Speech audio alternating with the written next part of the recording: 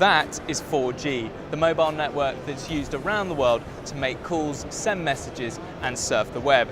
Now there are plans for 4G to be replaced by, you guessed it, 5G, a new faster network that has the potential to transform the internet.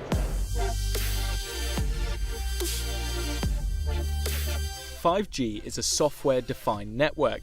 It means that while it won't replace cables entirely, it could replace the need for them by largely operating on the cloud instead. This means it will have 100 times better capacity than 4G, which will dramatically improve internet speeds. For example, to download a 2-hour film on 3G would take about 26 hours. On 4G, you'd be waiting 6 minutes.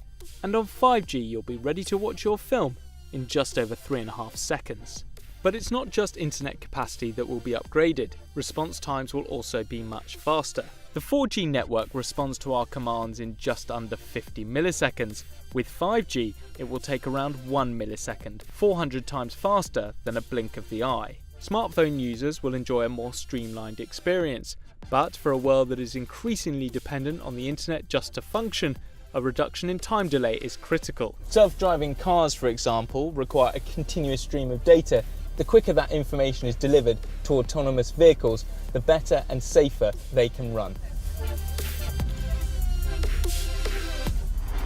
For many analysts, this is just one example of how 5G could become the connective tissue for the Internet of Things, an industry that's set to grow threefold by 2025, linking and controlling not just robots, but also medical devices, industrial equipment, and agricultural machinery. 5G will also provide a much more personalised web experience using a technique called network slicing. It's a way of creating separate wireless networks on the cloud, allowing users to create their own bespoke network.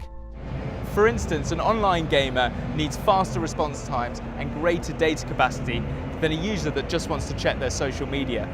Being able to personalise the internet will also benefit businesses. At big events like Mobile World Congress, for example, there is a mass influx of people in one particular area using data-heavy applications.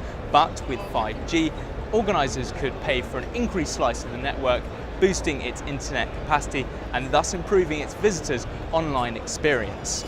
So when can we start using 5G? Well, not yet. And according to some analysts, not until 2020. 5G was created years ago and has been talked up ever since. Yet it's estimated that even by 2025, the network will still lag behind both 4G and 3G in terms of global mobile connections. Its mainstream existence faces multiple hurdles. The most significant of these, of course, is cost. According to some experts, 5G could cause network operators to tear up their current business models for it to make business sense. In the UK, for example, 3G and 4G networks were relatively cheap to set up because they were able to roll out on existing frequencies on the country's radio spectrum. For 5G to work properly, however, it needs a frequency with much bigger bandwidth, which would require brand new infrastructure. Some analysts believe that the extensive building and running costs will force operators to share the use and management of the mobile network. This has been less of an obstacle for countries like China, who are taking a more coherent approach. The government, operators and local companies such as Huawei and ZTE are about to launch big 5G trials that will put them at the forefront of equipment production for the new technology.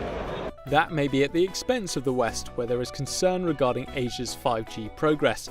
A leaked memo from the National Security Council to the White House called for a nationalised 5G network to keep the US ahead of their global competitors.